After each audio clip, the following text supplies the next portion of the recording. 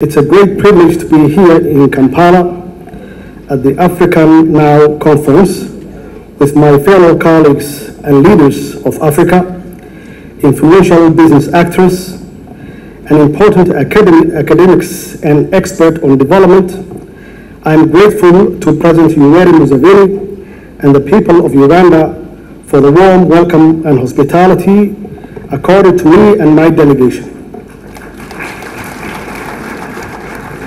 I also congratulate the organizers of this conference, the African Strategic Leadership Center, for making it a very successful event.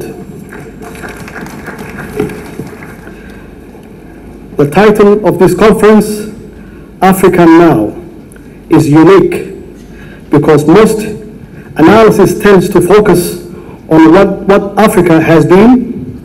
While it is good to learn from the past, it is the present efforts, success, and lessons that inform the future and from which we can build on from the past. We must move forward with not just hope for the future, but confidence in our present endeavors. This is what President Museveni was referring when he spoke of the need for transformation in our continent. I fully agree with his analysis that we should move from quantitative production to qualitative production. He also mentioned labor safety standard to improve our quantitative production. My sister Samia Suluhu, the Vice President of Tanzania, also referred to the need for inclusive development and leadership, where women and youth play a key role in the continent progress. This was also the theme that Vice President William Ruto emphasized. It is now that we need the leadership to catalyze Africa's socio-economic transformation.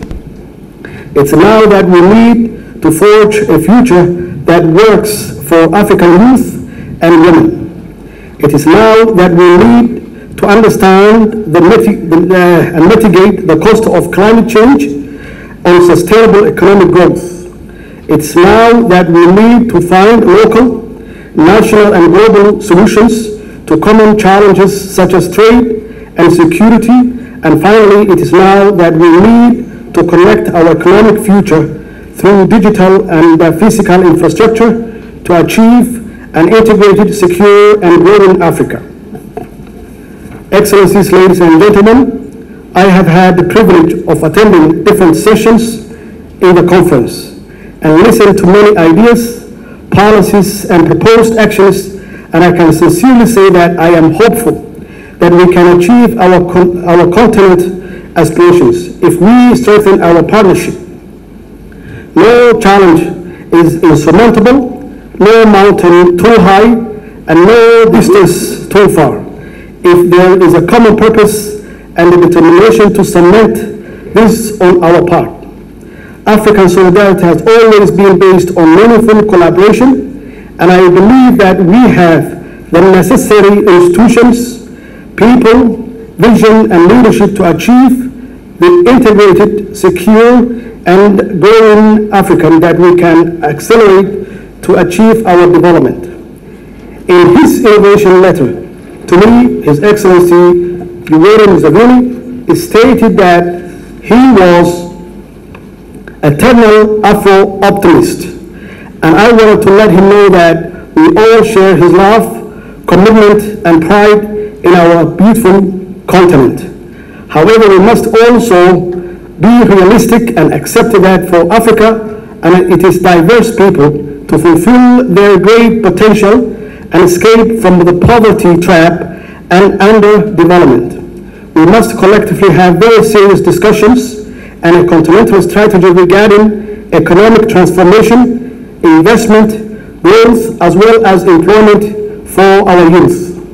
Our continental experience informs us that our greatest economic assets and advantages, like our youth and natural resources, can often become a detrimental issue if we do not invest in them and manage them well.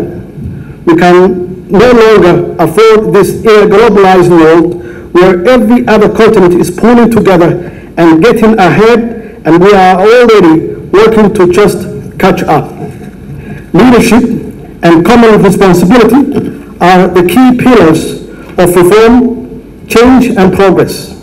The integration, security, and economic growth of Africa are the responsibility of each and every political and business leader, as well as our citizens. In other words, we all need to be proactive in moving this beautiful, rich, but often challenging this continent forward. The era of waiting for the state to do everything is thankfully over. Governments, business leaders, and citizens must work together closely to create a new social contract based on forging future that works for all people. We must become more engaged and innovative in the way we do business, politics, and benefits from continental and global partnership. We must impartially measure the impact of our policies and think together, because together we are stronger in every way. Africa's opportunities are boundless. We have among the youngest population in the world, valuable land and sea resources, and historical tradition of partnership and solidarity. Moreover, because of technology and improving basic public services such as education and health, Africa has an opportunity to leapfrog in many areas key to our common developments, including manufacturing, transportation, logistics, and the digital economy, alongside traditional areas of strength like agriculture.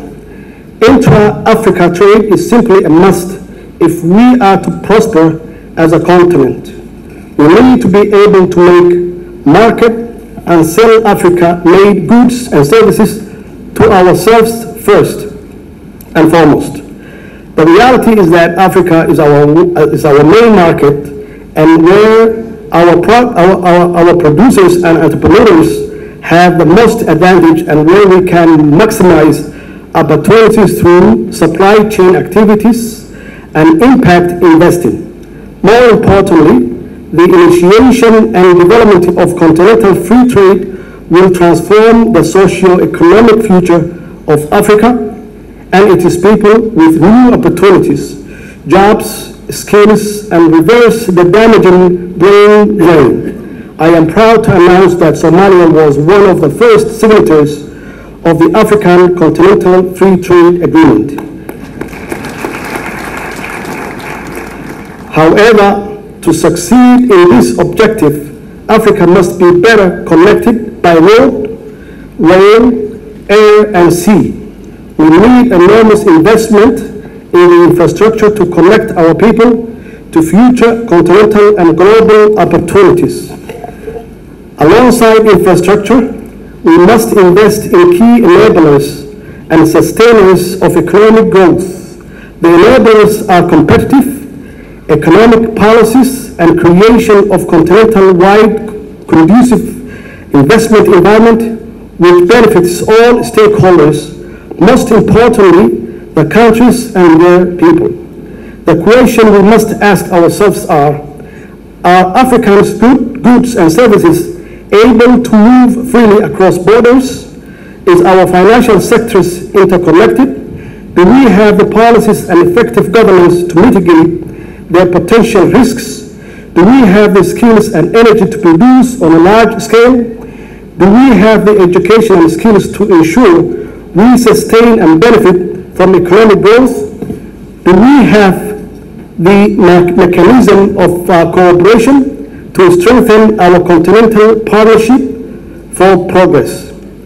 Along these important questions, we must also seriously consider how to mitigate risks and mobilize institutional investors' capital for development, as well as how best we use the international financial institutions in joint across-border projects.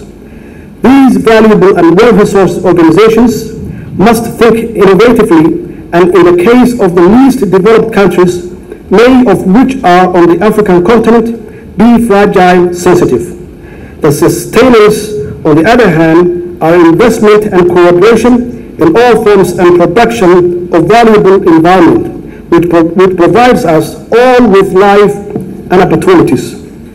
Ladies and gentlemen, I wanted to conclude my remarks simply by saying that, of course, Somalia has been through a lot of tough time for the last 15 years. As a result of that, a lot of our people end up in refugee camps in different parts of the world. One of the areas they came is here in Kampala, in Uganda, as well as in many other parts of Africa. However, I will tell you one thing for sure. When you are poor or homeless, that does not prevent you to be self-sufficient. And that's a lesson that everyone can learn from the Somali public and Somali people who left their country to overseas and to other countries. I want to give you one example. We have about 50,000 Somali refugees here in Uganda. I will tell you many of them are self-sufficient even though they came here as refugees. Slowly, they end up to be entrepreneurs. They started their own business. They integrated with Ugandan people, of course, with the help of the President of Museveni for his Pan-Africanism ideology. As a result of that, many of them became very wealthy. It's not only here in Uganda, Kampala, Uganda, but also if you go to South Sudan, if you go to Kenya, even if you go to South Africa, you will see a lot of Somalis who left their home as a refugee, but ended up in those countries as a wealthy as we speak today. Excellencies, ladies and gentlemen, distinguished guests, it's a must we achieve a secure, integrated and developed Africa for our people. It is their rights and our duty. However, it's clear to me from our continental experience that we can achieve zero tension and no conflict, to silence all guns, to create more jobs while growing our economies. As an African, we must finally turn potential into reality and transform our collective future. I thank you.